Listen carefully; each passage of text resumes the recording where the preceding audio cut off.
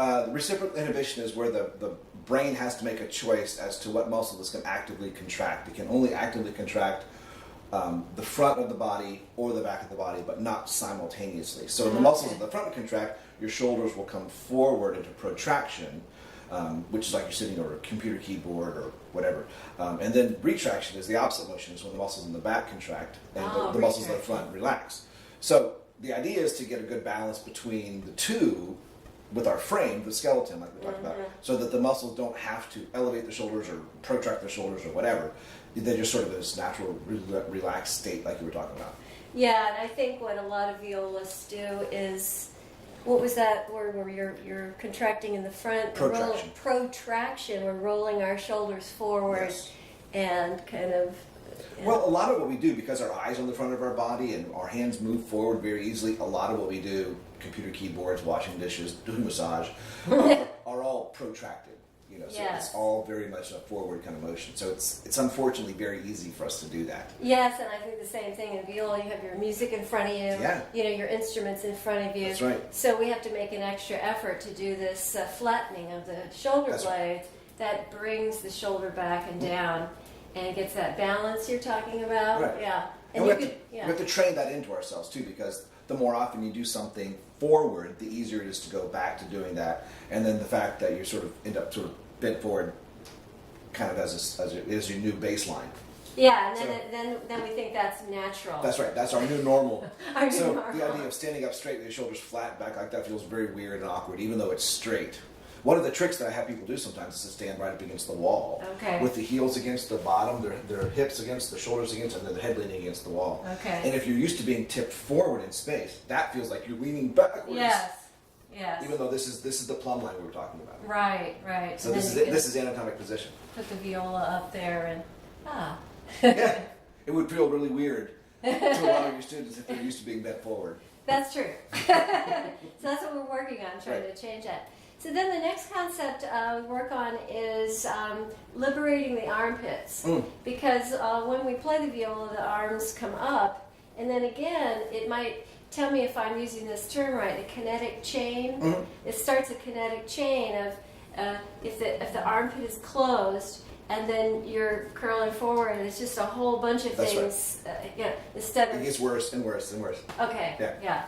So we're going to try to get better and better and better. Right. So we're opening the armpits. I like the idea of that, because otherwise what you're trying to do is you're trying to think about lifting it from the top, and you're thinking about opening it from the bottom, right?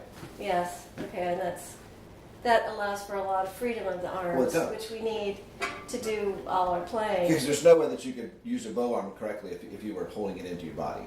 Right, and what people tend to do is then they start to play the viola with their spine.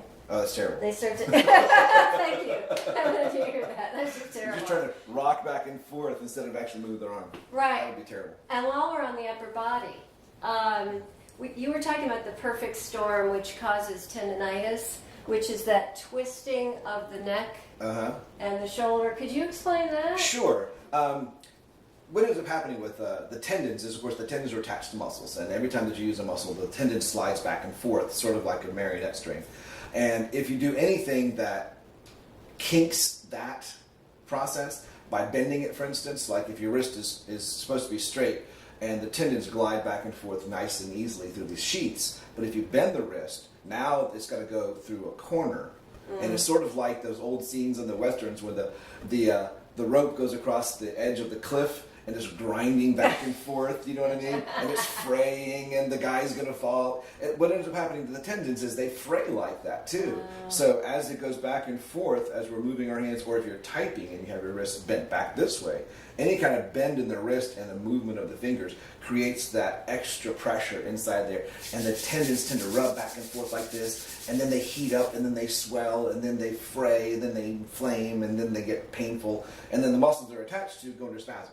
Okay. So that's why we do try to play with what we call flat wrists, or what you might call straight wrists.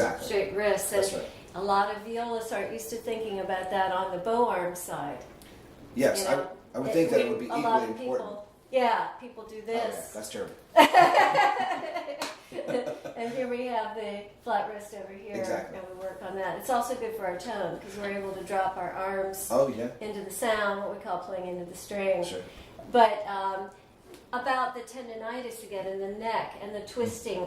Doesn't that also affect the nerves? Well, the other thing, that's exactly right, Yeah. because right above your collarbone is a whole bunch of nerves that run every one of the muscles in your hands and fingers. So if you, I use the analogy, stand on the garden hose here, then the water trickles instead of flows. So it's almost like pinching off the nerve signal here by scrunching your neck down that way and making those muscles contract. Now you don't have a full signal of the nervous system down to the arm. And with intricacies of playing, I would think that you would want all the nerves firing as best as they possibly can.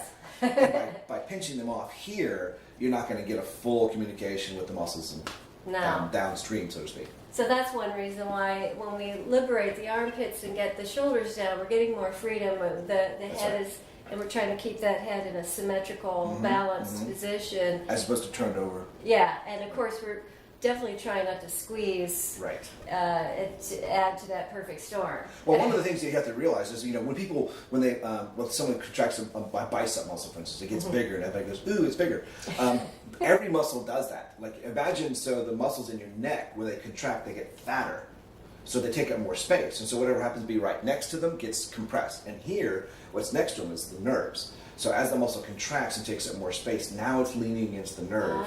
And that's really what causes the pinch from a muscular perspective that then kind of creates the weakness down the arm. I see. Okay, so we need as much efficiency as possible. Absolutely. So. You don't want to have muscles contracted that don't need to. Yes. Yeah, we work on that too. Right. Okay, so let's see, where are we? At this point, we're at the forearm.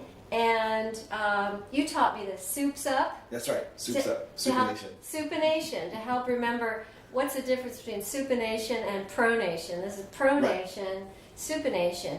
And we, in the string playing, we often talk about it in the right arm, but it does affect the left arm as well. Absolutely. And that's what's called a symmetry, because we need to turn to get to the notes, and then we need to turn.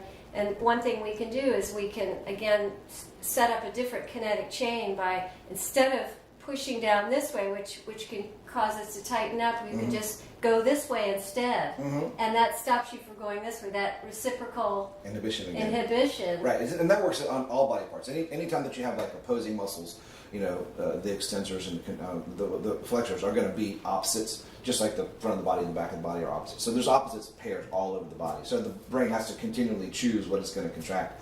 And the more efficient you make it, like the more flat your shoulder is here, the more the shoulder blade is back where it's supposed to be, the less muscle contraction you can have rolling forward. And then it's going to be in a more natural position. I mean, it's like every joint's going to work better when it's in anatomic position. So if you have your shoulders back and you're using your bow arm, for instance, we'll use that one, it's going to be in the normal position for the ball and socket to glide normally with as least amount of tension as possible. You bring that angle forward, and it's like now you've got extra pressure inside the joint capsule that's not supposed to be there. And then you're going to do 5,000 bows during your practice.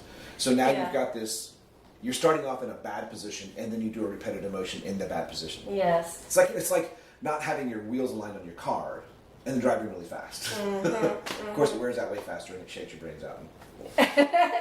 So sometimes we play in more extreme parts of the bow, let's say we call this the tip of the bow, and we end up pronating. I don't know if that's on the film, but we end up pronating like this when we're at the tip.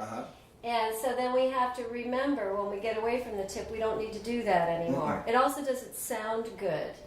So it's better to supinate when we get lower in the bow, and that protects us from overworking, like you were saying, 5,000 times in a position that's compromised to begin with. Okay, very well. And then it's the same thing over here, where what some people do is they try to reach the notes, and they actually twist not just from here, but they actually they do another kinetic chain. Yeah, that's terrible. And then that's terrible. That sets up that tendonitis. It does. And it's so inefficient. It's like riding a bicycle that the tires are flat. You can get the job done, but it takes way more energy. Yeah. Same thing with using the body that's not in its most efficient way. You can get the job done, but it might be ugly. and it might hurt you. You know what I mean? And then you can't play. So if you're really trying to make your finger get to where it needs to get to, and you've contracted 50 different muscles instead of just 3, I mean, you're going to wear yourself out way faster. Right. Oh yeah. So we already kind of talked about the wrists, so let's go to the thumbs. Mm-hmm. Now, something we talk about in the thumbs is relaxing all the way to the base knuckle. Mm-hmm. And if the thumb is gripping or pushing, yeah, that can. Oh, when you're pressing against the back of the Yeah, you know, pressing against your fingers or against your bow. Again, that affects your intonation, your sound, your tone. But in terms of your health, I mean, isn't that also? It is. And again, it's sort of like, because the thumb muscle is sort of our uniquely human joint. It allows us to do opposition, which is, you know, grasping zippers and opening jars and holding violas and things like that, where primates don't have that because their thumb is in a completely different spot. But as such, it's a unique little joint, and, you know, it does all kinds of motions, but it has a lot of musculature around there that's not only on the hand, but also up into the forearm a little bit. There are some of the muscles that run the thumb that are actually up here. And it's super easy to overdo that. Do you know what I mean? Muscles are like any other kind of machine. They use fuel to do work, and they run out of fuel sometimes. So the more you have your foot on the gas just for little things like holding your viola, you know, if you're burning up a lot of fuel just holding the instrument, and then you have to try to use it, I mean, you're going to go through and it's going to fatigue. And then, of course, once you fatigue, then the body starts to compensate because you're still trying to play the instrument, but now you got to do it badly. Does it make sense? Because you can't just hold it because now you're tired. Yes. Okay. Yeah, that's. So that makes sense. that's another one of those kinetic changes. The more inefficient you are, the more muscle use you consume, right? And then the more quickly you're going to get tired. Right. And I know that your students don't just practice for 15, 20 minutes a day. They're practicing for hours and hours. Yeah, most of the day. Sure. Sometimes. Yeah.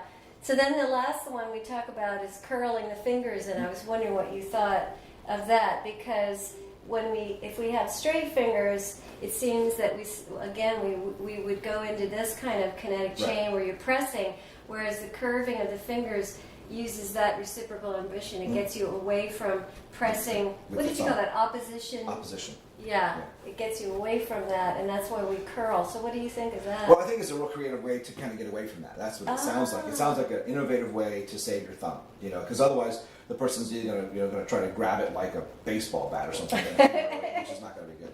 Because you're going to have a lot more motion. Otherwise, because you got to hold on to the bow clearly, but your options are to hold it with this kind of innovative way you've got going on here, or pinch it really hard with your thumb, and that's what we don't want. So I think it's a great way around the problem. Okay. You know what I mean? All right. Because you got to hang on to it with some control, right? And if we don't want them to overuse the thumb musculature, then it's going to have to come from somewhere else. Right. And so if you can hold it gently and more efficiently this way, I like it. You know, in terms of as a kind of fix to the problem of using the thumb too much. Great. Well, thanks for explaining all this.